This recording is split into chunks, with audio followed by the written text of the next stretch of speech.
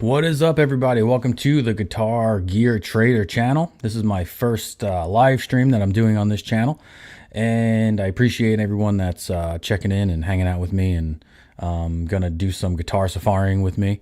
What I'm going to be doing basically in this live stream is to go on a couple of my favorite sites, see if there's any good deals for guitars, and if you want to comment on anything that we're looking at, or if you want me to look in a certain city or town or whatever, and we can look for deals in wherever you are, that's fine. I'm in Nashville.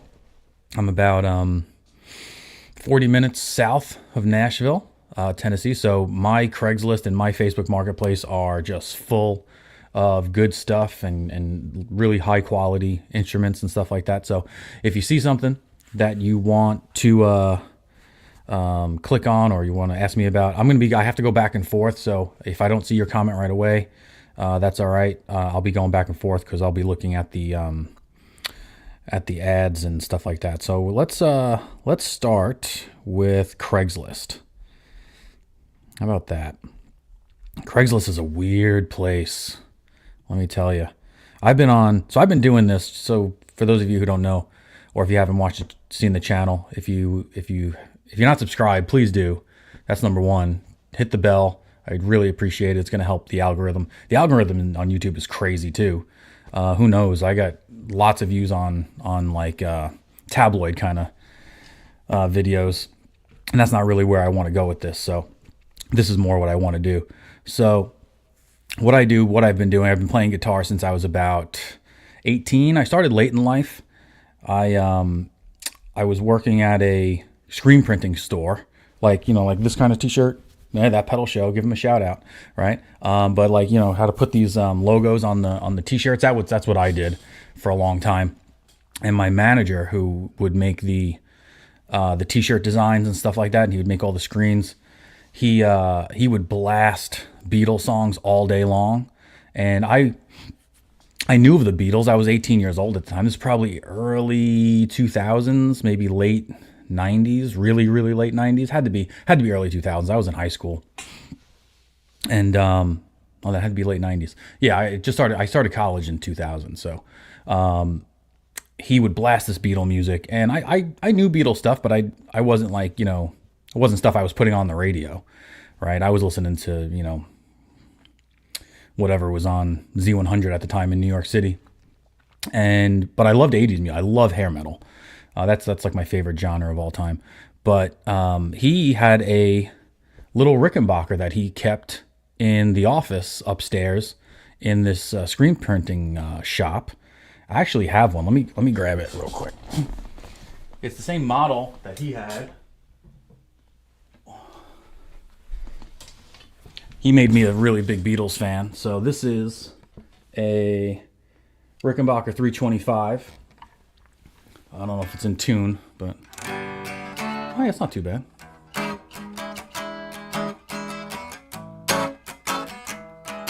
But he had this little tiny ass Rickenbacker in the shop, one very much like it. I put the gold pickguard on it. I like the way the gold pickguards look on Rickenbackers, but it comes with a white pickguard and white truss rod cover. It has flat wounds on it. I love it. I love this little thing. I probably had like 5 or 6 of these because I always sell them because they're short scale. They're like a baby guitar, these things. They're really short scale compared to other guitars. They're really tiny. And sometimes they can be hard to play.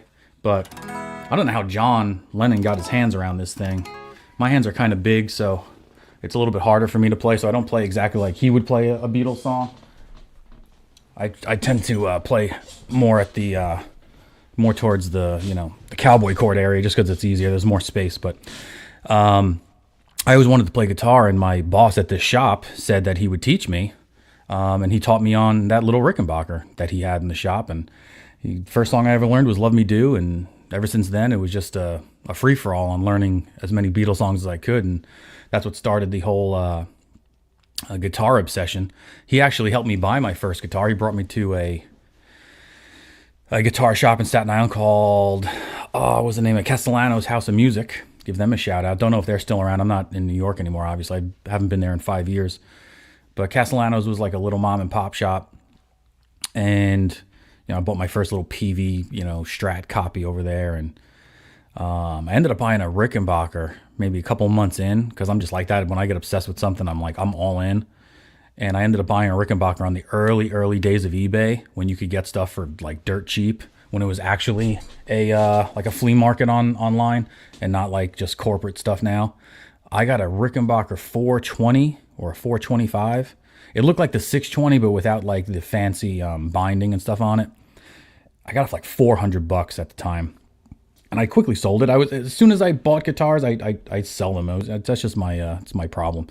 But let's see here. Let's see if I can make this a little bit larger for you. So, Craigslist. Back to that. Back in the day, I don't know if anybody was on Craigslist back in the day when you had all the shady casual encounter stuff on there. They don't have that stuff on there anymore. But Craigslist is an interesting world. The music section of Craigslist seems to be pretty tame though. I got into a fight yesterday. I'll bring it up. I got into an argument yesterday with some bozo trying to sell a fake Les Paul. He's not even trying to sell a fake Les Paul. He's using a listing from another site. So let me do that first. Let me get that out of the way because this guy's a jerk. Type in Gibson Les Paul. Let's see if it comes up. It was he's selling a 1988 Gibson Les Paul. Here it is. Oh, someone already posted it as a scam. All right, good for them. I'm glad. All right, so here's the post. 1988 Gibson Les Paul Cherry Burst, $2,000, Linden, Tennessee.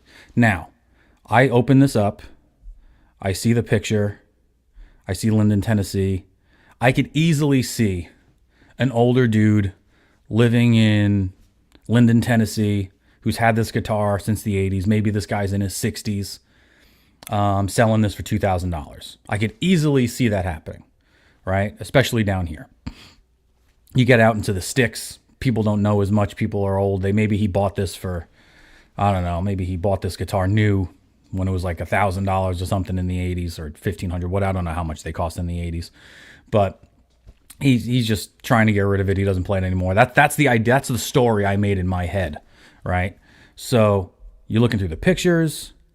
He's taking out the pickups. It says Bernice in there. That's interesting. But he's taking out the pickups. These are, I forget, are they Bill Wallace pickups? I want to say they're Bill Wallace pickups. Bill Lawrence pickups. I was real close. Did someone in the chat tell me? No one in the chat. Talk to me, people watching. Talk to me in the chat. Bill Lawrence. These are Bill Lawrence pickups. They are error correct pickups. They were like circuit board type of things. They were supposed to be, the hot new thing. Never really took off.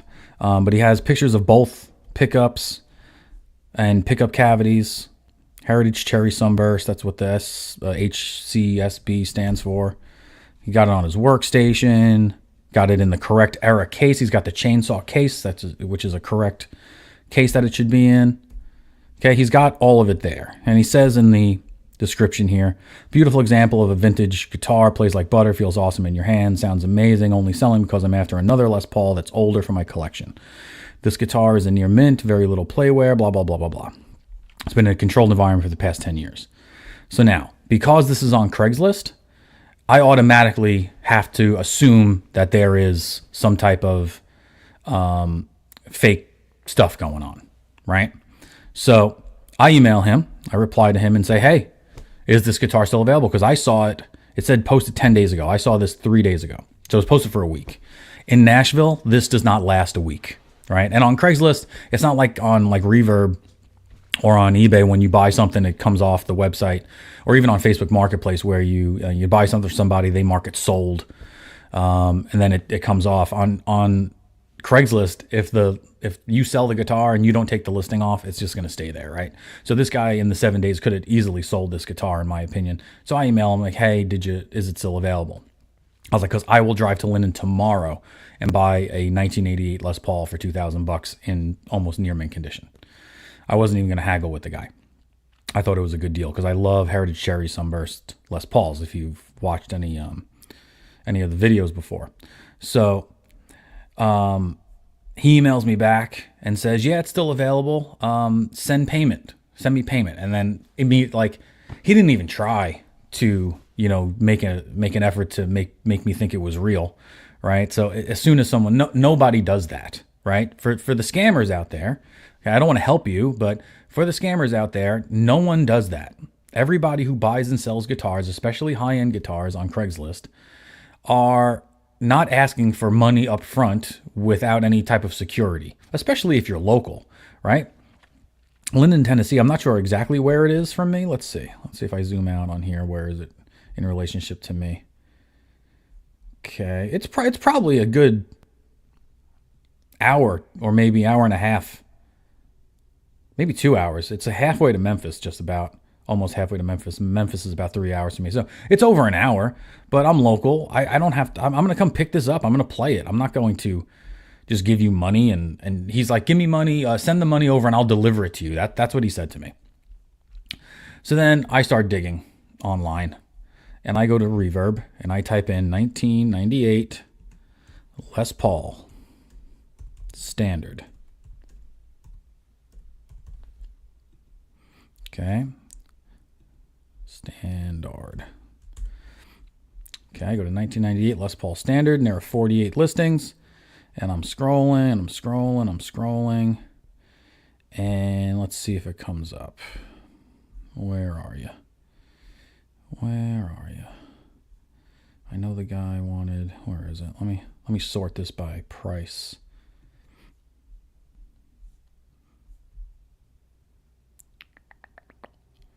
Where is it? The guy wanted like $3,500 for it. That's it? No. Is it? No. Maybe the guy sold it. Imagine. I sent him pictures of it, though. I did send him pictures of it. But the posting for that exact guitar with the exact pictures was on... Oh, I put 1998. Why didn't somebody tell me in the chat? You got to tell me in the chat. Making me look silly. Here it is. It's the first thing that pops up. 3350. There it is. Same exact pictures. There it is. Same pictures of the pickup under the pickups. There's Bernice again. There's the workshop table. This guy at least has pictures of the pots. He's got pictures of the pots and stuff. But and then you look at the description. Gorgeous vintage Les Paul. She plays awesome. Great neck. Little butter in your hands. Blah, blah, blah. This description has been changed, I think. Because the last time I looked at it, it was the exact description that the guy had on Craigslist. So he just copied and pasted it. But this one's in Missouri. You can see right there. This is not in Linden, Tennessee. And it is not $2,000. So I email the guy and I email him back. And I'm like, don't scam people, man. That's not cool. It's not cool to scam people. Don't be a scumbag. And he wrote back, what are you, a skunk? And I don't know what that means. I'm not sure what that means. I don't know if being a skunk means I'm going to tell on him or if I'm a cop. I don't know what it means. And I wrote back to him, I'm like, dude, I don't know what a skunk means, but I sent him the listing. I sent him this picture. I sent them, the picture of the guitar on the seat just like that. And I was like, you just took somebody else's listing and posted it on Craigslist.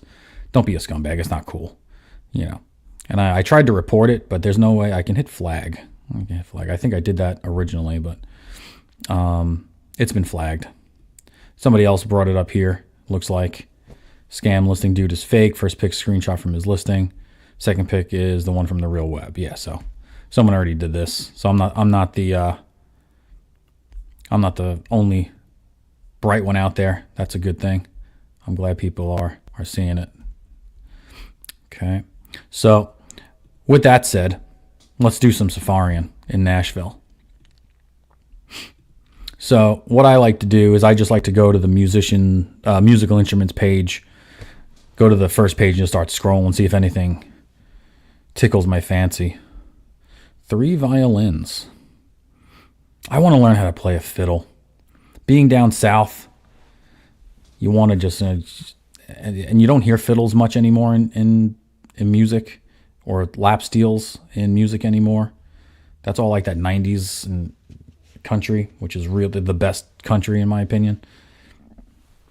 I love the country that's really old, and I love the countries from like the late 80s and 90s. The 90s country is my favorite. I would assume that's a lot of people's favorites out there too. A little PV amp, a little PV head, 475. I don't know much about PV. I don't know much about drums either. EVH head, 6L6 amplifier head, $600. I don't do head and cabinets because I just don't have the room for them. When I was playing with my band, I used to be in a cover band back in New York for many years. I was in 2 cover bands at the same time. And I bought a head. I bought a Crate 100-watt head. It was a solid state amp though, and I would with a 412 cabinet, and I would drag this stupid thing into bars. People would look at me like I was a moron. But then very quickly I learned how to go to combos after that, and then I played an AC30 for a long time as my main amp. Let's see. PRS. Anybody know anything about PRS? Oh, this is just the cab. I don't know anything about PRS amplifiers, if they're any good or not. That seems like a lot for a cabinet, though. $1,200 for just the cabinet? That seems like a lot. Now, what do I know? Maybe it's really good. I have no idea. Like I said, I don't know anything about Paul Reed Smith cabinets, but I figured you'd spend that much on the head. Never mind the cabinet. An old microphone. Now here's an old Vox. $3,600. It's from 1966. Anything back in those mid-60s eras are going to they're going to ask a lot of money for them, just because the Beatles were playing them and the Stones were playing them and everybody else during the 60s was playing them. And I was watching I have a YouTube video coming out on the Norm's Rare Guitars documentary. And who said it? I think Vince Gill was on there, and he said, it's not even just the guitar, the type of guitar that makes it expensive. It's who played it, right? And that 325 that I showed you at the beginning of the live stream. If John Lennon didn't play that guitar, how popular does that guitar get? Does Rickenbacker even exist anymore without John Lennon playing that guitar? Makes you wonder. It's a cool amp though. It says model AC30 on the back, but he doesn't have it listed as an AC30, does he? He has a JMI gray panel top boost. He should put AC30 in that title. If it's an AC30, that is.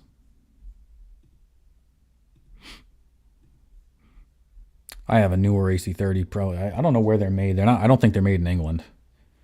The Marshalls are still made in England, I think. I have a Marshall. I just got my first Marshall. Marshalls are like nothing else. I can't believe how much different a Marshall sounds than any other amp. I have a Fender. Which one do I have? I got the Deluxe. I got the Deluxe Reverb, the 65 reissue Deluxe Reverb. I got an AC30. I have an orange TH30 that they don't make anymore that I actually absolutely love. And I have one of those Mesa Boogies Fillmore 25s. Really cool little amp. And I've never had a Marshall before. And I played the guitar player in my band in New York. He played a Marshall. He had a JCM 800. And he was just a shredder. He was the best guitar player I ever played with. And I never played through one because I just wanted to be I wanted to have a different sound. So I love Vox. I love the crunchy Vox gain that it gives you when you turn up the master volume or the gain on the volume on the channel, and then mess around with the master volume. And then I got this Marshall. It's a little one. It's a DSL 440, DSL 40, and I got it for like $300 off some college kid that was needed to sell it out of his dorm room. And it sounds amazing, dude. I don't know. I can't even imagine how like the triple super lead sound and the Silver Jubilees and all that stuff, but it sounds like nothing else. There's nothing that gives me gain like that Marshall gives me gain. Because I'm playing with a couple of guys now in a band. We haven't played out yet. We just got together, so we're still like practicing and selecting songs and things like that. But they want to be a little bit heavier, on the heavier side of rock.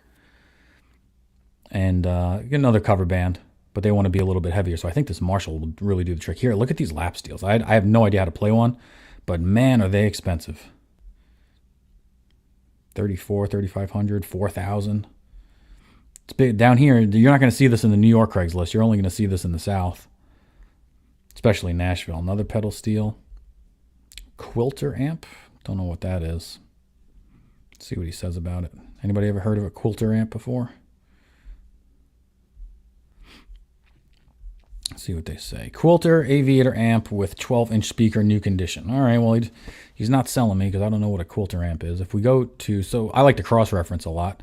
So if we go to Reverb and type in Quilter amp, let's see what comes up. Oh, there's 184 of them on here. Let's see what's the model. He doesn't even give you the model. Oh, Aviator. Aviator. Okay, so let's type in Quilter Aviator.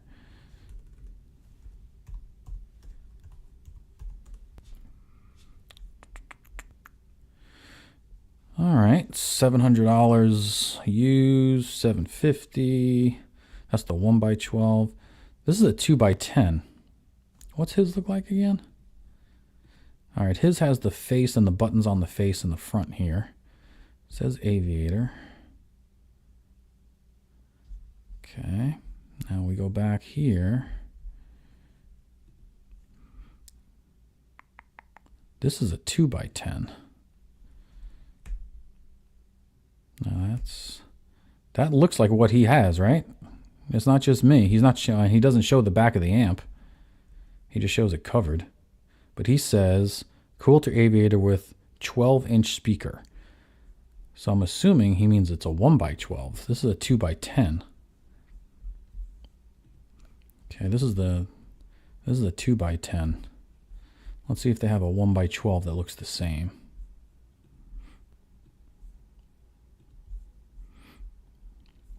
Here's a 1x12. Yeah, it looks the same. We're all good. So you just gotta make sure. There's nothing wrong with being skeptical. You gotta make sure, because I buy stuff from this one dude. I love this one guy that I do trading with, but he gets the years of his stuff wrong frequently, and sometimes it's in my benefit, and sometimes it's not. You know, he'll sell me a guitar or trade me a guitar that he says is from 83 or 82 or whatever, and I'll check the pot codes, and the pot codes are coming from 79 or something like that.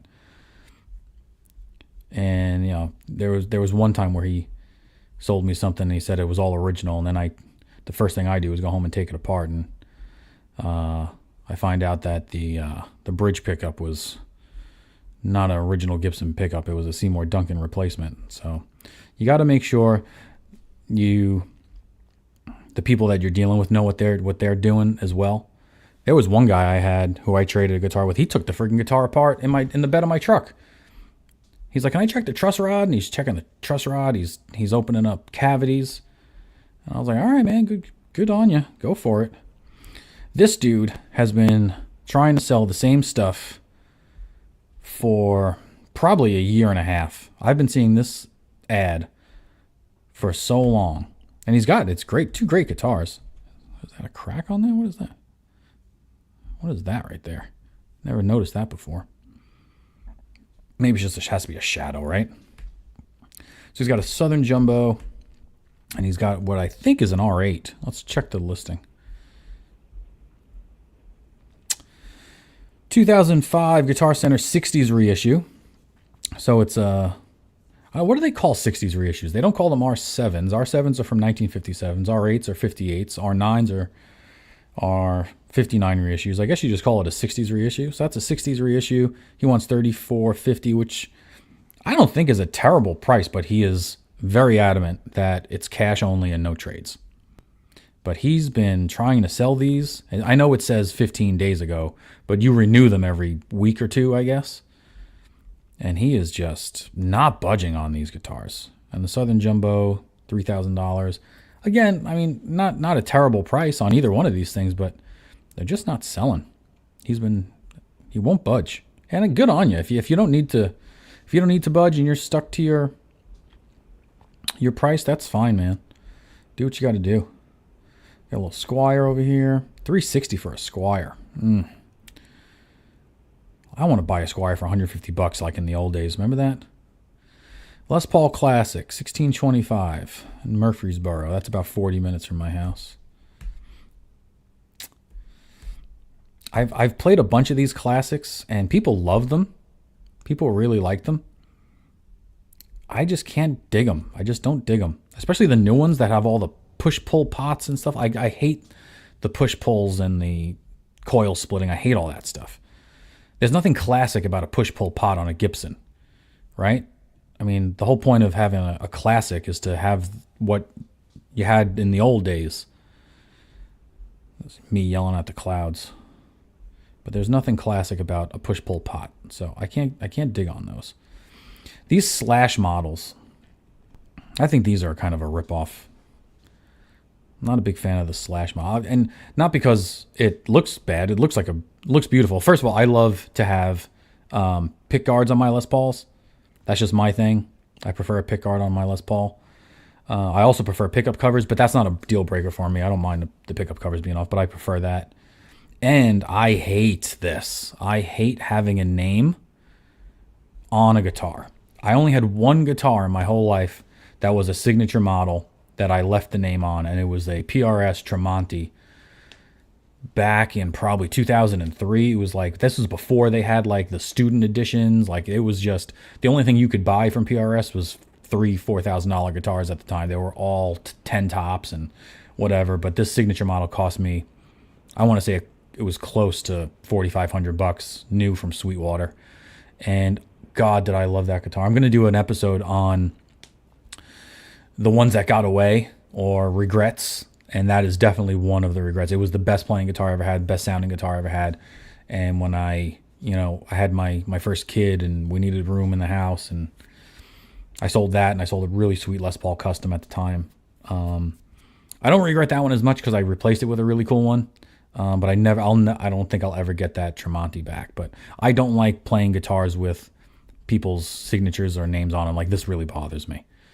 You know why? Because Slash didn't play a Slash model. Like, you want to sound like Slash, or if you want to, try to emulate what Slash did, you got to play what Slash was playing. And Slash wasn't playing a Slash Snake Pit. Slash was playing some Les Paul that he found in a pawn shop. So I love the Cult, and I love Billy Duffy, and I love White Falcons. And Billy Duffy has his own signature White Falcon, and I'm not buying it because it's for a couple of reasons. Number one, it has his name plastered on it, and the one he played didn't.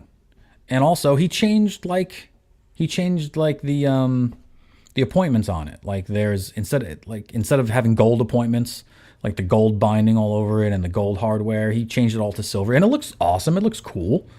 But I want to play the one that he played. I want to play the White Falcon that he played on Sonic Temple and Love and Electric and all that stuff. And that's not what it was. I rather go out and save $1,000 because his name's not on it. Anyway, and I think these Slash Les Pauls are very overpriced. They're going to charge you an extra $600 just to put Slash's name on a truss rod cover, in my opinion. What else we got here? I don't know much about pedals. Me and pedals don't mix well. I like pedals that have 1 to 2 knobs tops. Like, there is one with 2 knobs. I don't know what J Rocket Lenny is. I don't know what it does, but I try to stick to pedals that only have 1 or 2 knobs. What is this? Zion California Pro Guitar. You see a lot of these boutique guitars around here too in Nashville. I don't dig boutique guitars. I'm sure they are very, very well made guitars. There's a guitar shop right near me where I live, 40 minutes south of Nashville, called Bluesman Vintage. And they customize Strat and Tele copies, and they relic them and stuff, and they sound amazing. They sound really good, but there's just something about having a real Fender in your hand, or something about having a real Gibson in your hand. And this looks cool, I guess. I mean, first of all, this isn't my style guitar. I'm not like an 80s Super Strat type of guy. So that does nothing for me to begin with. But I prefer the real thing. And that's a shame because these boutique guitars need as much help as they can get. And they're probably really good quality. And I sucks that I have that kind of mentality, but what are you going to do? Little VP Junior volume pedal for you. $70. You can probably get that guy down to 50. He'll take it. I'm sure he would. What else we got here? Little wah-wah pedals. A lot of pedals, a lot of speakers. Oh, look at this. I have one of these, kind of. Look at this thing. Look at this dinosaur. I love it. I have one of these on my desk right now. It's not a Tascam. Mine's a Zoom. Mine's a 12-track digital recorder with built-in drum machine. And I'm trying to interface this into my soundboard for the show. Trying to figure that out, how to do it, because it doesn't want to play with it. It has no USB capabilities, so I can't. It's old. I bought it like probably in 2022, not like 2002, and all it has is a red and white audio outs and ins. So it's got a CD burner built into it. It's awesome, but it's got like 1,000 built-in effects in it, so I don't have to have an amp on and bother my family and stuff. So. But this is cool. What's this guy asking for this? $165. Probably too much. You probably get that at a garage sale for $20. Here's another boutique guitar. Nags Kanai. Looks like it wants to be a PRS single cut. Like I said, it might be awesome, but I don't know. I just stick with my. Oh, we got a comment. What do we got here? Bone City Bandit. What's up, Bone City Bandit? Thanks for hanging out. Slash didn't even own a real. You're right. He didn't own a Les Paul. That was a copy. You're absolutely right. I was thinking that too as I was saying it. Did he get it at a pawn shop? But it was definitely a copy. I know it was a copy. And then Gibson copied his copy. What else he got? A multi-effects pedal. I was thinking about getting one of those instead of this Zoom machine thing. But the Zoom machine thing has a drum machine into it, so I can play with the drums, which is pretty cool. But I could also, because my sound setup here is very not how it's supposed to be for a. Yeah, it was a pawn shop. It's very not how a podcaster or influencer should be doing it. I am literally going through a soundboard that I used to use for my cover band. So I have like a mixing console.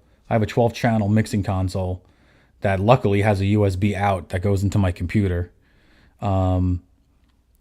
It's typically not the way you would do this. You would use some tiny little interface, but it gives me a lot of options, I guess, if I want to plug some things into it. But I was thinking about just getting one of these multi-effects pedals and just running the guitar right into the soundboard, which should potentially go to the computer. American Deluxe Strat. You can get these Strats so cheap. Look at this. This is a gorgeous Strat. Gorgeous, American made. Look at the pearloid inlays. I had one of these. This was like my first real guitar. I had when I was in my first band, it was called Life-Sized Humans. Humans. I got to work on that. I say human with a Y instead of an H. Life-Sized Humans. And we played 2 or 3 gigs, and then me and the guitar player, Nikki, joined a different band. But my first real guitar was a Fender Strat Deluxe in Candy Tangerine. And it had it was an HSS guitar, which means it had a humbucker in the bridge and then 2 single coils. And it had a coil tap switch thing in the volume knob. And I absolutely loved that thing. That guitar was great. It came with a little crack in the finish, and I got some money off of it. But I paid more than $1,000 for that 20 years ago. Look at this. That's a nice looking guitar. Selling my 2007 American Deluxe Stratocaster. Look at him. He's spelling mistakes. Stratocaster. 2 color sunbursts. I won't hold it against him. She's a sweet guitar. Plays and sounds excellent. Some light scratches, but nothing through the finish. $1,250 or best offer. I don't think this is fake at all, but just for shits and giggles, I would always go to the Fender serial number lookup website and type that in. A lot of times that website's hit or miss. Sometimes it doesn't give you any info, but sometimes it does. I think this would bring it up. You want me to do that for you just to show you what I'm doing? Fender serial number lookup. So if you go to this website, serialnumberlookup.fender.com, and we type in our numbers, which are, gotta go back to Craigslist, DZ728. DZ, you gotta make sure it's capitalized. DZ728 4278. 4278. Click the CAPTCHA, and it should bring up anytime now. There it is. American Deluxe Stratocaster, Ash, Rosewood, Tobacco, Sunburst. That's what all those letters mean. And it was made in January of 2008. He says it was 2007. Ooh, see, he's a year off, but that's okay. That's all right. He's trying. He's trying. And you can click on the model. It'll bring up a picture of it. Sometimes it's not the same color as what a lot of times it is, but sometimes it's not the same color. But he's not far off. Unless he put a different neck on a different body. But I don't think he would. I don't think he'd go that far. Maybe he did. Who knows? It's definitely a deluxe neck. That's for sure. That's for sure. $1,000, man. That's a good deal. $1,000. Let's go back to Craigslist. Got a Marshall foot switch. We're still on page 1. John Mayer PRS Silverline. People love these Silverlines. I've never played one because I'm not a Strat person. After that first Strat, like I've always had one just because I feel like you're supposed to have one. But they don't get crunchy enough for me. I like the thickness of a humbucker, or at least a P90, a screaming P90. I never played live with a P90 pickup before though. Every time I played live, it was always a humbucker. But I don't know if that's a good price or not. I don't know anything about Silver Skies, but $2,000 is probably in the general area for that guitar. Some more pedals we got here. Blues Breaker combo amp, $1,500. I'll pass on that. A Laney, never played through a Laney. Here's a Schecter, $2,000 Schecter. My God. Nick Johnson's signature model. I ain't paying $2,000 for a Schecter. Sorry. Not happening. Nothing against Schecters. I've played Schecters. I've owned a couple of signature model Schecters from Sinister Gates. I had 3 different Sinister Gates signature Schecters. I had 2 black ones with the silver pinstriping, and I had 1 white one with the gold pinstriping. Didn't hang on to them though. Pretty cool guitars to play though. Gotta say, fun to have. Fun to have. They go for a certain sound, and that's typically not the sound that I do. But they were cool. They were fun. Okay, let's go to page 2. I typically don't go past page 2. Because you know why? Because I'm on it so frequently that it doesn't really refresh that much, right? Here's some old Fender amps. $900. Fender Twin Reverb from 1975. That's a pretty good. Oh, is this my guy? I love this guy. This seller, I know. How do I know it's my guy? Because of the red storage door in the background. It's the red storage door in the background. So hit more by this seller. All of these things are from the same guy. I've done so much business with this guy. His name is Tom Anderson. And we can find him on Facebook as well. But he is a great dude. He's really very, very reasonable. very easy to talk to, willing to meet me at places in Nashville that are between him and I. What is my opinion? Oh, we got a comment here. What is my opinion on Heritage? I've never played one. I know very little about Heritage. So what I know, and tell me if I'm wrong, is that people from Gibson left Gibson, like builders, luthiers at Gibson, left Gibson to make their own company called Heritage. If I think that's what Heritage is about. However, I've never played one. I would be willing, specifically. I've never played one, so I know you said specifically the older artisan model. I've never played one. I know that there are a bunch of those Heritage 335s floating around on Craigslist or on Facebook Marketplace in Nashville, but I've never played one. I would like to, because I hear they're great, and they're a reputable company. But this guy Tom really works well with me, and he's pretty decently priced, and you can get him down a little bit. He's not going to come down, 20%, but he might come down 10-15% off his price. He's got some good stuff. So he's got some old Fenders. He's got a 2021 Gretsch. This looks like one of those Western models. I had one of these. I wonder if it's the one I had. I sold one of these. I traded one of these into Guitar Center for an American-made 1977 Gretsch.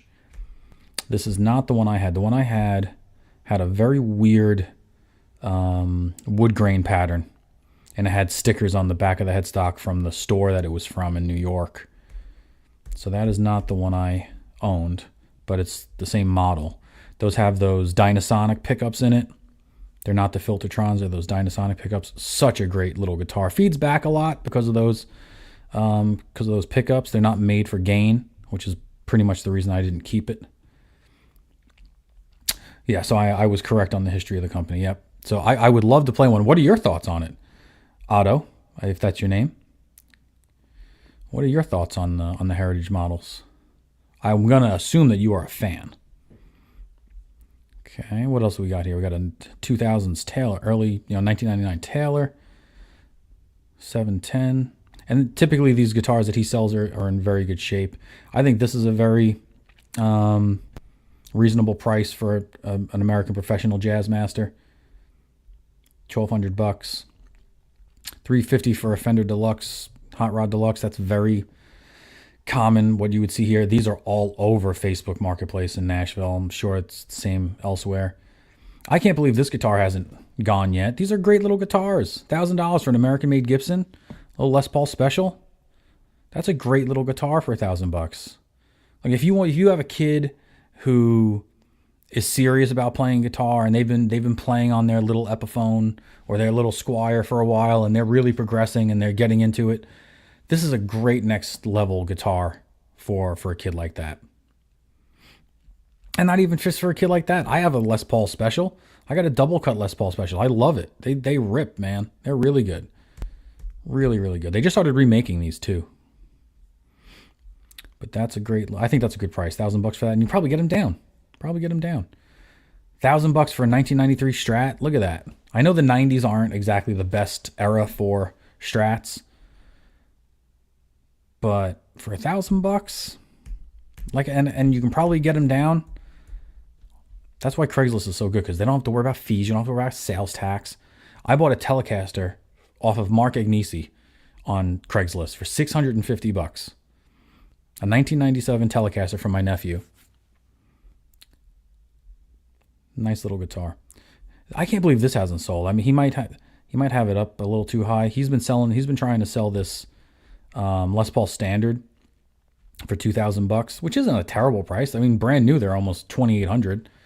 Or maybe he needs to come down to $200. The thing that is kind of weird for me, though, is the black and gold appointments. It makes it want to look like a custom, but it's not a custom. It's just a standard.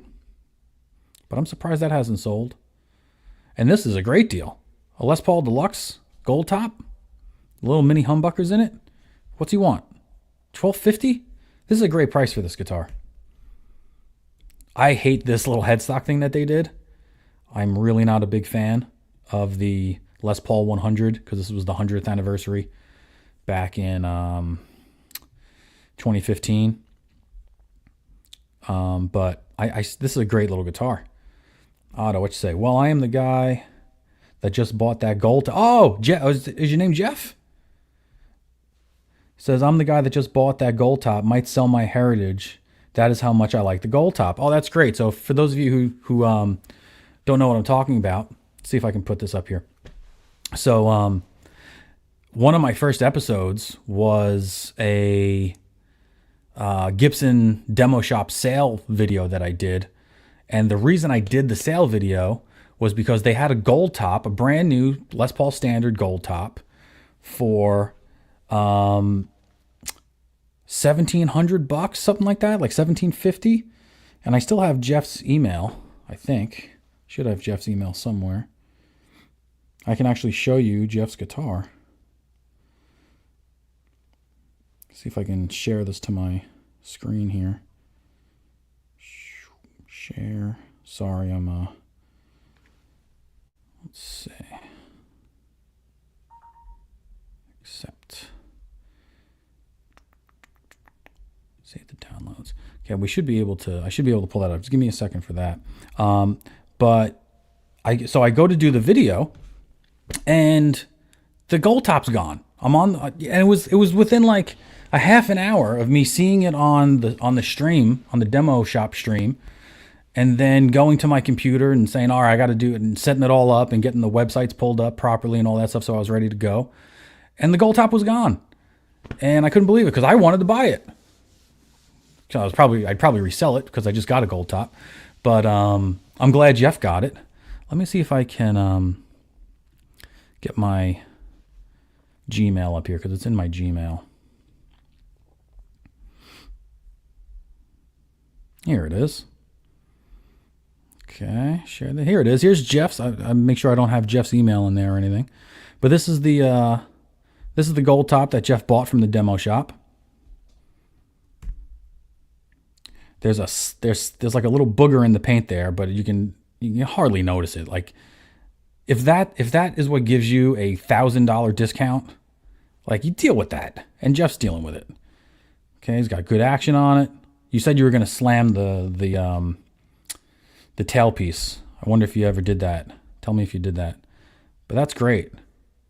Because I said at the end of the video, I was like, one of you guys buy that gold top? And I was just joking around. And then I got an email from Jeff. He's like, yeah, I bought it. So that's great. I'm glad you like it. I'm very, very glad that worked out for you. Very happy that worked out for you. Yep, that's Jeff, all right. Hey, Al's here. What's up, man? What's up, buddy? So funny story. Let me take this down real quick. Funny story.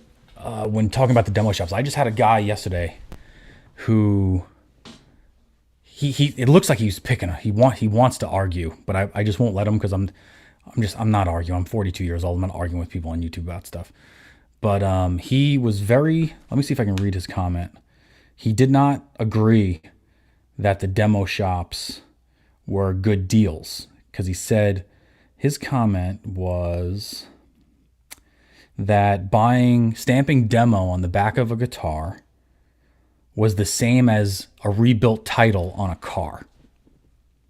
And I was like, in my head, I'm like, you're out of your ever-loving mind if you think stamping demo on the back of a Les Paul that has a little bit of the stain bleeding into the binding is the same as a rebuilt title. Like a rebuilt title, you total a car, and in some cases it's not that bad, right? Some cases, you have a car that's only worth $1,000 and you did $1,500 worth of damage and it's considered totaled. Then you fix it, now it has a rebuilt title. I get that, but there are some times where you destroy a brand new car, they rebuild it, and then it has a rebuilt title.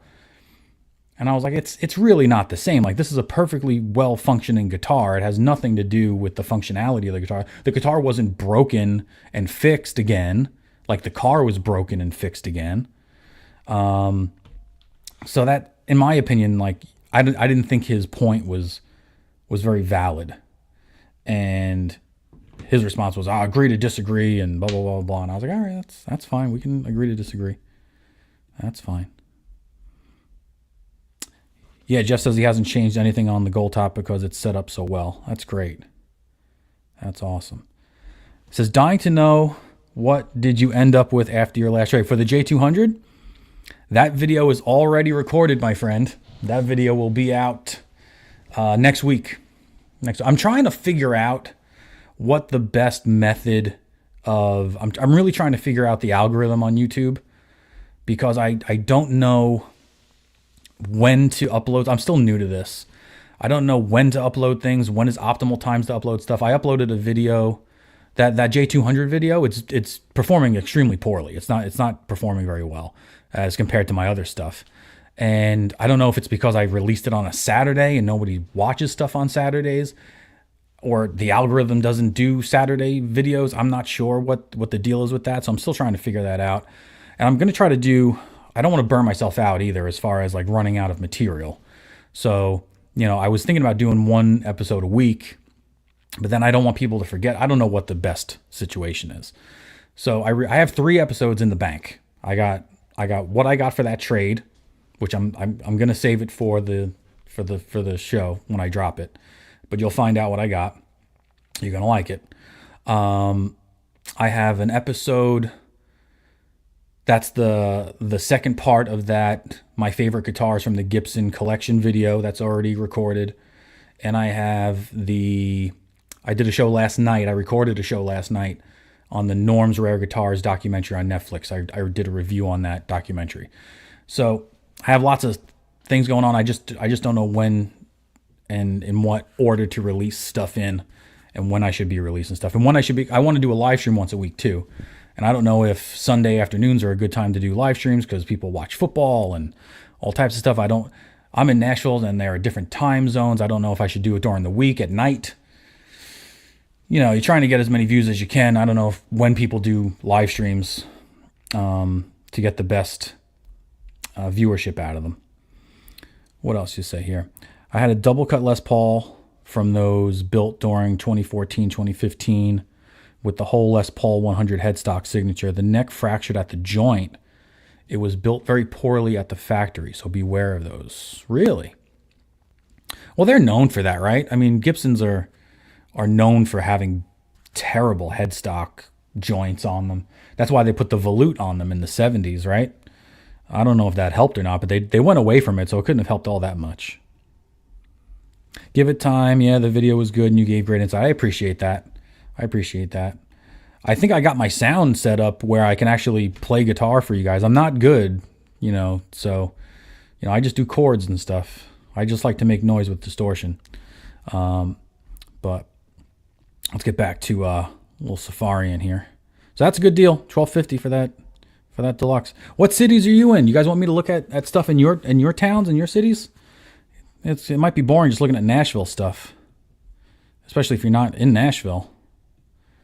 So tell me where you are. It says, yeah, they're known for that. This is the headstock's breaking. They're known for that, but those are even worse. It was in the case. It never left the house in months, nor did I drop it or anything. I only had one guitar break on me in all the years that I've been doing this. And I don't know if the guy scammed me or not, because it was one of those Reverb deals where I shipped it through Reverb, and he got it and said the neck cracked, and he sent me pictures, and I was like, send it back. And then I had already spent the money that he paid me, right? So I sold a Les Paul Custom a while back, like a newer one, so that I could get a vintage one. And it was like $3,500. And as soon as I sold the guitar to him, I shipped it out and took his money, and I went and bought the vintage Les Paul Custom. And he called me like 3 days later and was like, yeah, it came, but it's cracked. And now it's like, I'm out $3,500, like I didn't have the money to I had to sell something to buy the guitar I wanted. And that's why I sold it. And now I'm up shit's creek without a paddle. And I was like, listen, how much would it be to get it fixed? And he's like, my buddy who's a luthier said it would be like $500. So he agreed. I gave him $500 and just let him keep it. So I hope he didn't take me for a ride. But all right, you're in the Louisville area. All right, let's go to Louisville. Let's go to Craigslist Louisville. I'm assuming Louisville, Kentucky. That's right in my Dropbox right here, Louisville, Kentucky. Am I correct on that? Louisville, Kentucky? It's got to be, right? There's no other. I'm sure there are other Louisvilles, but that's the one we think about. Okay, so let's take a look. We got speakers. Got 12-inch speaker. American Fender Professional Strat. I don't like natural colored Strats. They're not my favorite.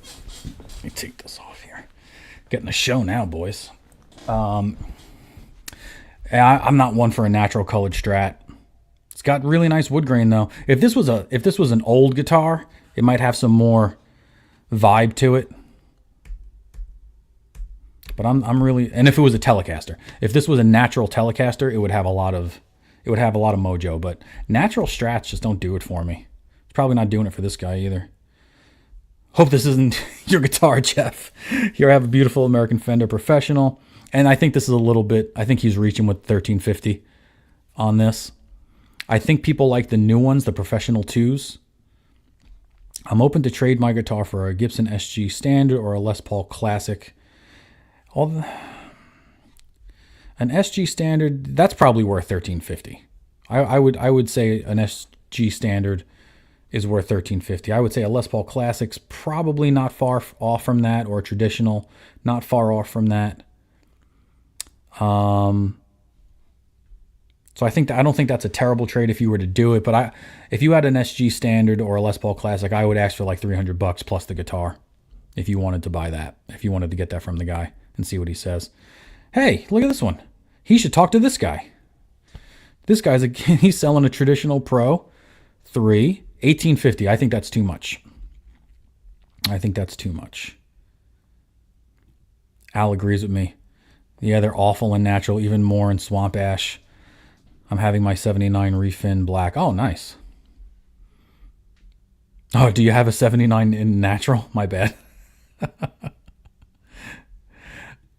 This guy, I think this is too much. I think $1850 for a Les Paul traditional is a little much. You can get a standard, a new one. You can get a new standard on Facebook Marketplace for like $1,800. I can prove that. I'm going to prove it right now. Give me a sec. Whoop. Didn't even have to do much.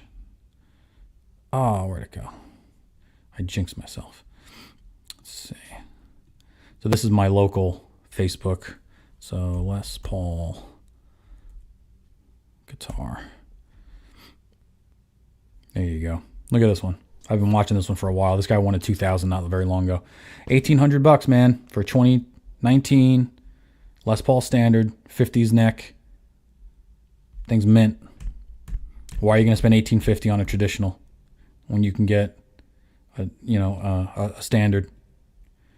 Here's another one, $1,500, but this is one of those faded tops, which people say they say the faded tops have more resonance than the gloss ones. But let's go back to Louisville here.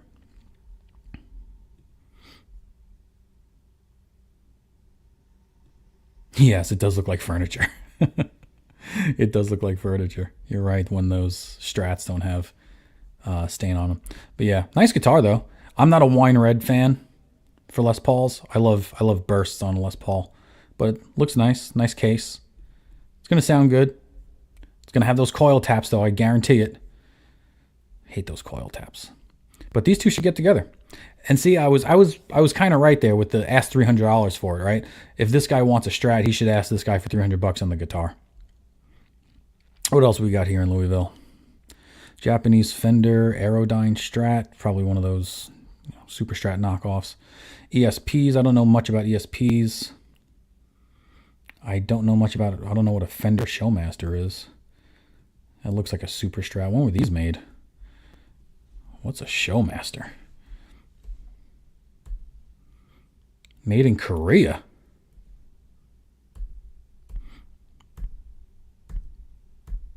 That's a Floyd. Is that a Floyd Rose on it? No, it's not a Floyd Rose.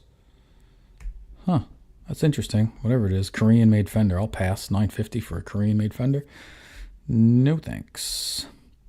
Black Gibson SG, $1650. Again, this guy should go talk to the Strat dude if he wants one. Here I have a beautiful, I should be a matchmaker. Here I have a beautiful Gibson SG Standard made in USA. Black, right hand electric. Original hard case. Like new condition. Here are the specs. No trades. Never believe that. Never ever believe that. Send them what you got. At least the worst they could say is no. Worst they could say is no. Mexican Standard Strat. Tele. $650. Does it have words on it? Is it a Heineken guitar? It's a Heineken branded guitar. Look at that. It's got the star on the 12th fret. This guy might want to call Trogly. If you don't know who Trogly is, Trogly's a great channel on YouTube. And he loves business branded guitars. If this is a legit branded from Gibson, from Fender guitar, give Trogly a call. He might give you $400 for it. He loves that stuff. Another LTD, another ESP. Those are good guitars. My brother has one of these. I don't know which one he has. He has a pretty high-end one. It's got all types of pearloid binding and stuff on it. Another Mexican Standard Strat, $650. You're not too far off. I think that might get that might get $500.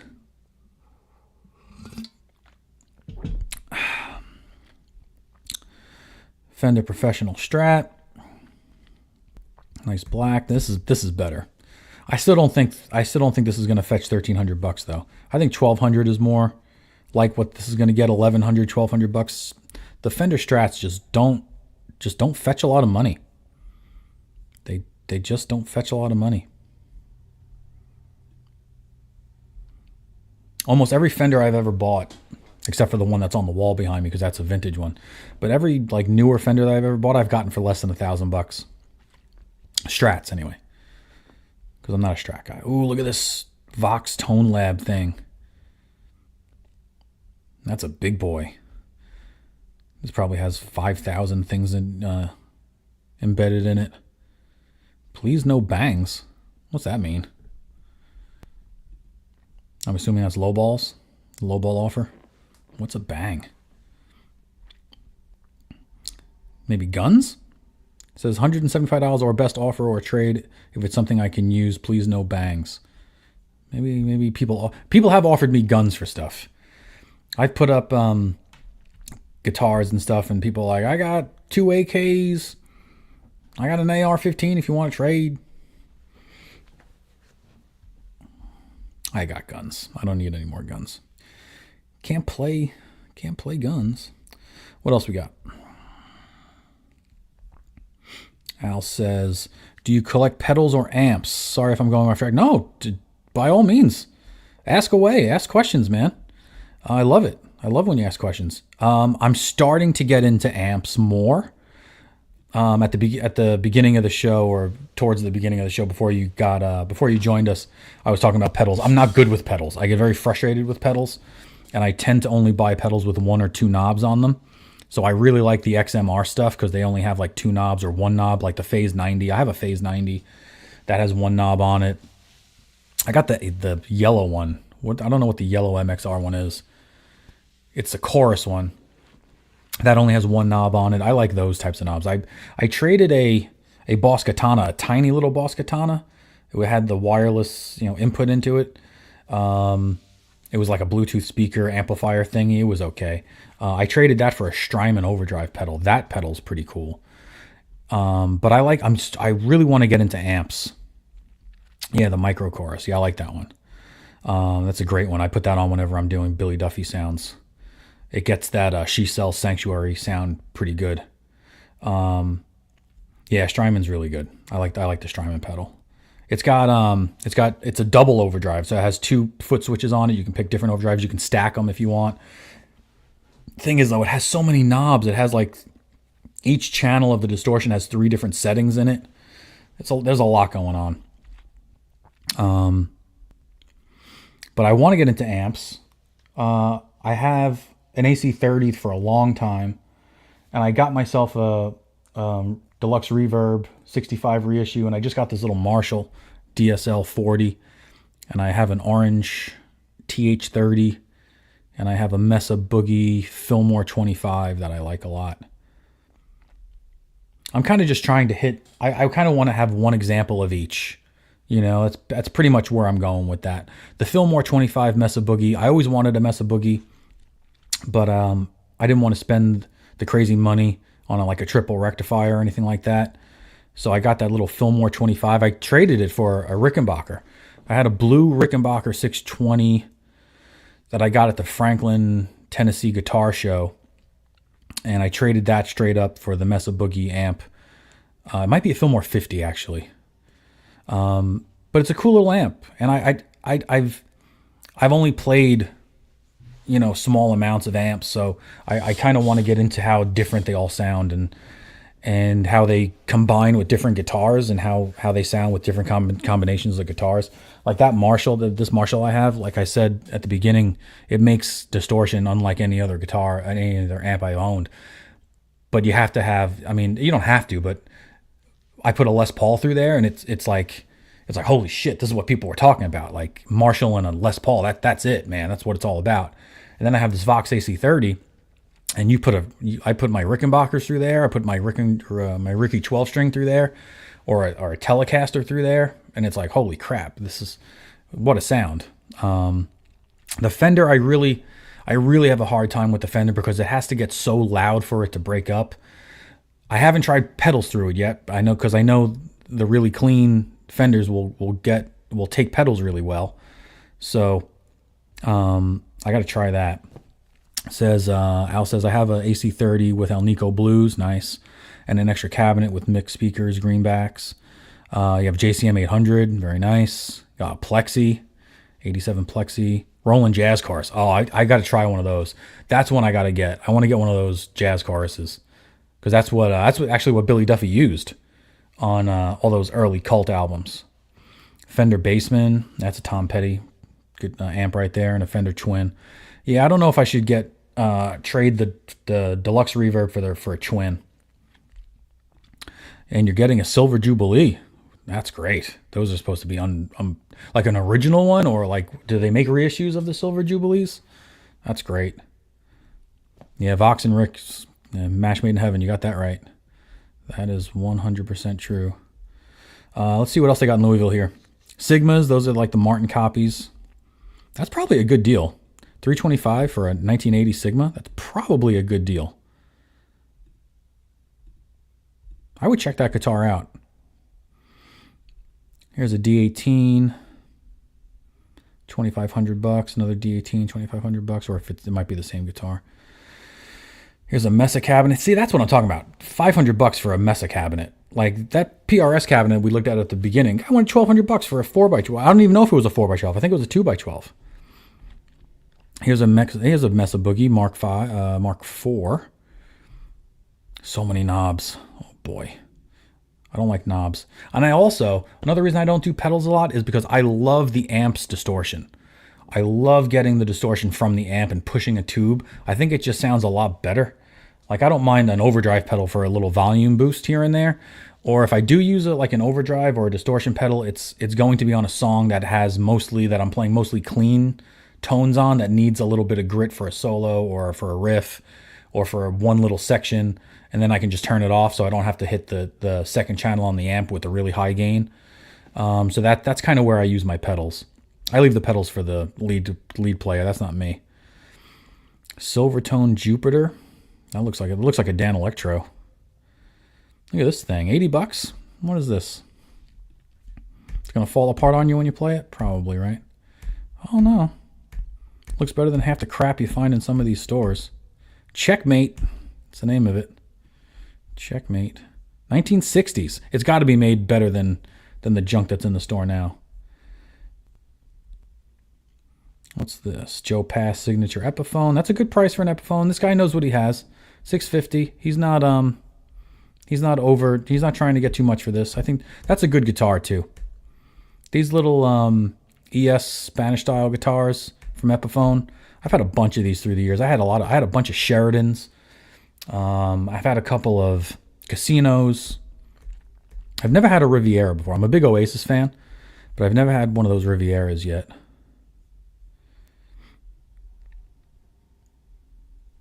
They do make reissues of the Silver Jubilee.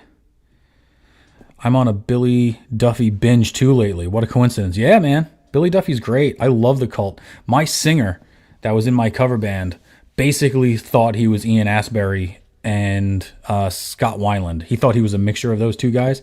So we did a bunch of Cult covers and we did a bunch of STP covers.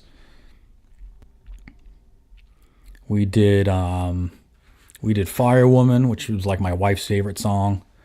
We did Love Removal Machine. And we did She Sells Sanctuary. We did all three of those. And we did New York City. Did you ever hear the song New York City by The Cult with Iggy Pop on it? We used to do that song. We were from New York, so it went over pretty well. Great little tune. Check that song out if you haven't heard it. Used to be, Jeff says, I used to be big into tube amps but live in an apartment. So now I use a positive grid. Yeah, that'll happen. I've been lucky to not have to be in many apartments. My first apartment was in my mom's house. My mom had a 2-family house, and I rented the bottom apartment from her. And when I say rented, I just mean I just lived there. I didn't pay any rent, but there I was able to. I could put on my amp as loud as I want. There was my mom and my dad. Then I moved into a townhouse with my wife. Our first place was a townhouse, so we were attached on both sides. So, and that's where I sold all my gear. That's where I sold the Tremonti. It's where I sold my first Les Paul Custom. And to be honest, I only kept like 2 or 3 guitars in the house because I kept everything in my mom's apartment that I used to rent. That was like my garage almost. After I moved out, it became my storage area for all my gear. I wish I had a singer with that attitude. My singer was great. His name was James. He was a really, really good singer. And he thought very, just like every other singer, he thought very highly of himself. He was good. Let me see. Let me see if I could give you a little taste. Give you a little taste of my cover band here. Let's see if I can find it. We were called Catalyst. And I'm a science teacher. And catalyst is a really scientific word. Let's see, Firewoman. See if it comes up. Yeah, I might not be able to find it. I'd have to be on a different channel to find it. We had a very, very small channel. Yeah, I'll try to find it another time and maybe put a link to it or something like that. It's a real old channel. But he thought he was Ian Astbury. He kind of pulled it off. Chicks really loved him, I'll tell you that. Oh, here it is. Here it is. Hold on. I don't want to get copyright struck either, so let's see. This was 16 years ago. Oh man. This is me over here on the right with my Firebird Studio, which I still have. Love that. That has a great story. Wait till you hear the story on that one. All right, this song is from my other favorite band. Some of you might remember The Cult. Let's do the Firewoman.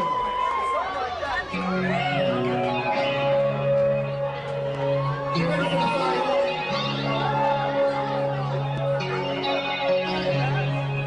And I'm pretty sure we played it wrong. Pretty sure we played it wrong. Let me skip this intro a little bit. Come on, fucking with the boat.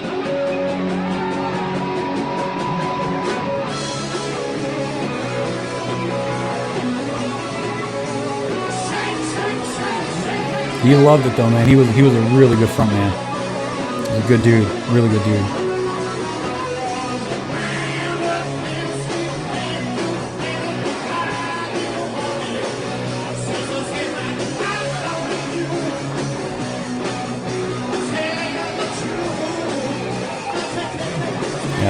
copyright struck for playing a cult song.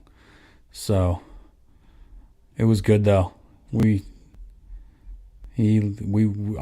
miss being in a band. That's why I down here in Nashville, like there are so many good musicians. It's so hard to kind of like make your way into any of these bars and stuff. And like a lot of the musicians down here want to do it full time, and I just don't have the time for that. But let's see, what's he say here? I live in a farm in the middle of nowhere, so I can crank my amps to the max. Oh, good for you, Al. Where do you live? What state do you live in? Jeff says, new tube amp I'm interested in is a Morgan MVP 23 and a Tone King Royalist. I'd never heard of the Morgans, but I've heard of Tone Kings. I've definitely heard of those.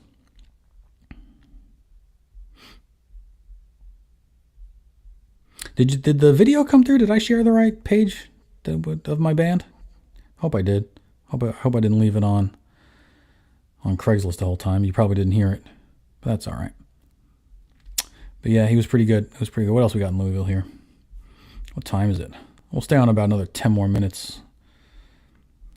Fender Professional 2 Precision Bass. I need a bass. I need a P bass. I would love a Rickenbacker bass. I would love a 4001 bass. But I wouldn't mind a P bass. I would trade a Professional 2 Telly, the one that I did my first video on. I would trade that for a American-made P bass, for sure.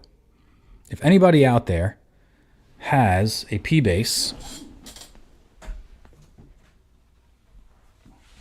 that you would like to trade for a basically brand new white Telecaster Professional 2.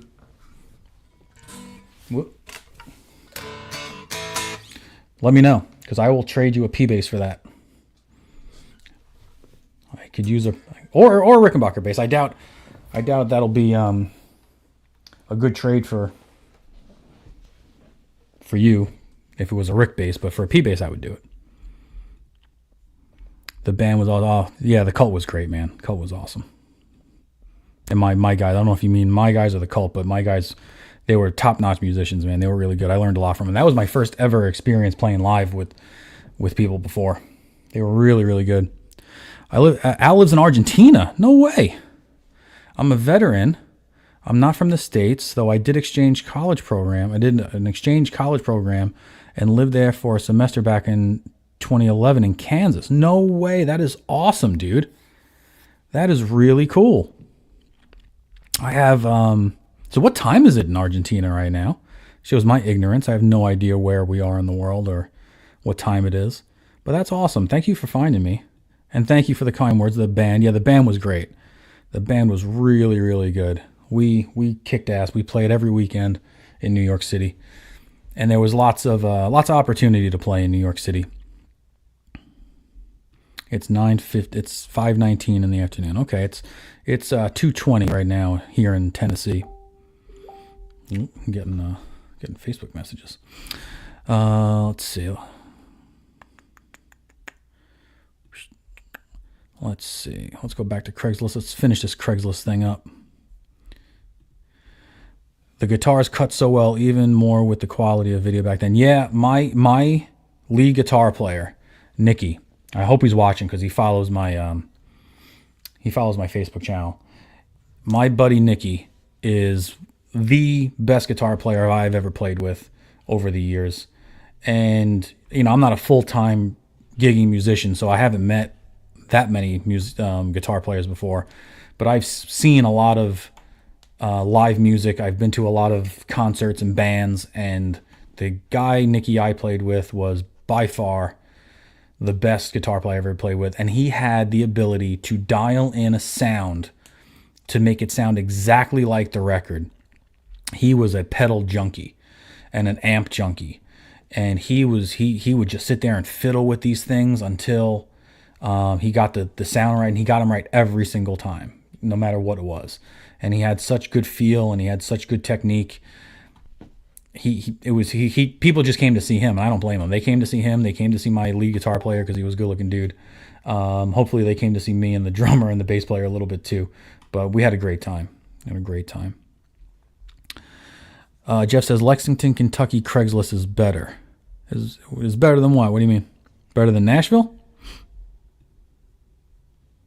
Oh, better than Louisville. Oh, okay, better than Louisville. Gotcha. Yeah, I'm sure it is a bigger city, right? Ooh, what do we got here? Les Paul Custom, $3,600 in Louisville. That's not a bad price. That's not a bad price at all. Yeah, I mean, he's right here. You're gonna spend $5,500. You might be able to get an open box for a little bit cheaper than that. But $3,500, that's fair. That's absolutely fair. If you get him down to 35, but that's fair. Is he willing to trade for anything? A lot of these people don't want trades. They just want the cash, man. Cash money.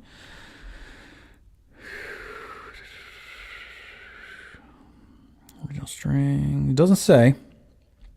Must provide name and sell, text number to arrange to look or purchase. Reason for selling, time to downsize. Well, when someone's downsizing, they typically don't want to trade. But you never know. You never know. So shoot your shot. That is a good price on a Les Paul Custom. Is there an Argentina Craigslist? We got to do the Argentina Craigslist next time.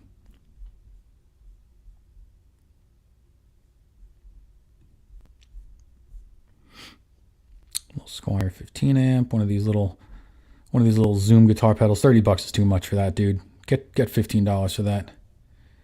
Who's gonna buy that for $30? Come on now. It was like one of the early ones too. That's not even one of the newer ones.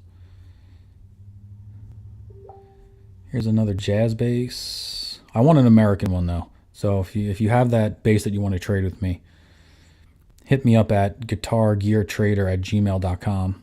It has to be an American made one. Here's an SE PRS. Here's an Eastman. Never played an Eastman. Another Schecter over there. This is a really good guitar. These DGTs, these get great reviews.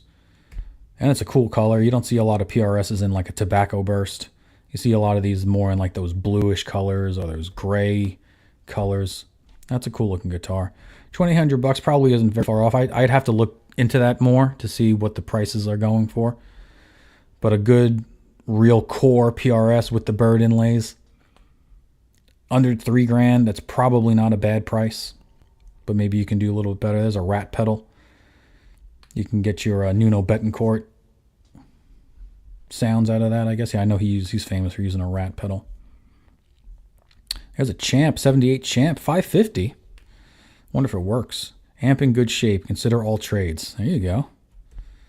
That's a cool little amp if you're getting into amps. I don't know how many watts it is. It's probably not many watts. You can probably play it in the house. But again, these Fenders, they're so clean. You got to get them so hot to break up on you. Orange Micro Terror. End cab. Look at that cab. Keep the cab. I'll give you the $140 for the amp. Keep that cabinet. Keep that cab. What else? Another cabinet. A lot of cabinets in Louisville. Diamond. I don't know what that is. Hey, these are kind of lower end stuff, but every once in a while you get yourself a higher end stuff. That's why you got to go to Lexington to get the higher end stuff. Here's another 2013 USA Deluxe Strat. Is that the same one? Same color. Probably a different one. But $1,200. Not bad, not bad. Get yourself a clarinet. How are these Origin 5s? $250 for a Marshall tube amp? I think it's a tube amp. That's a good deal. That's something worth looking into. I bet you can get this guy down to $200.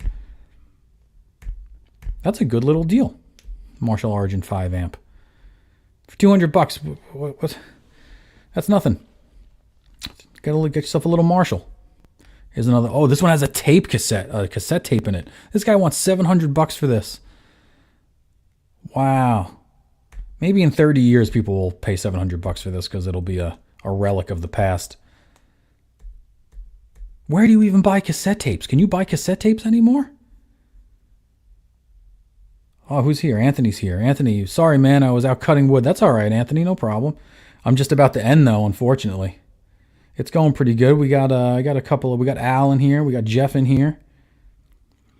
Kiesel guitars. I've never played a Kiesel guitar. Never played one. You can tell me about them, though. You want to buy a $700 Tascam cassette recorder? You know you got all those cassettes laying around that you want to put your demos on. I had a 4-track of this. I had a Tascam 4-track cassette. That was my first ever recording thing, and like all my friends came over and they were like, "Oh my God, we should record something like the song Something by the Beatles."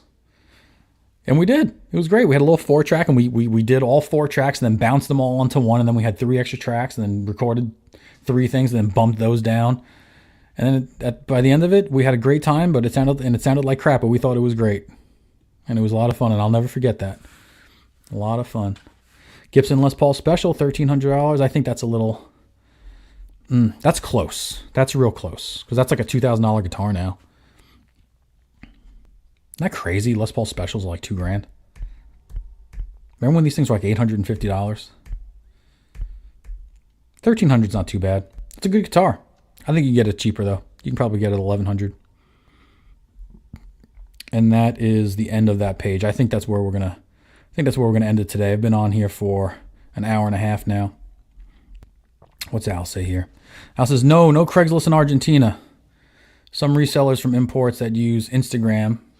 I could give you a link. Prices are almost 50% or more than your... Yeah, throw that link over. Email me that link at guitargeartrader@gmail.com. And I'll see what I can do for next time. And Anthony says, for the price of a custom Kiesel, it's half the price of a nice PRS. PRSs are really expensive, but they're really good. I have one right now. Let me get it. Let me grab it for you. And... I gotta be honest, I didn't know what I had at first. I traded a 335 for this. And this is it's a Ted McCarty, but it's a special edition because it has the Santana headstock on it. And I thought this was just like a normal one. I forget the model of it. I could look. I gotta go into my photos, and because I document all this stuff nowadays, to tell you exactly what model this is. But this was like PRS's answer. This is a SC245, 2009 Ted McCarty single cut 245. This was like PRS's answer to the 59 reuse. This is like an R9.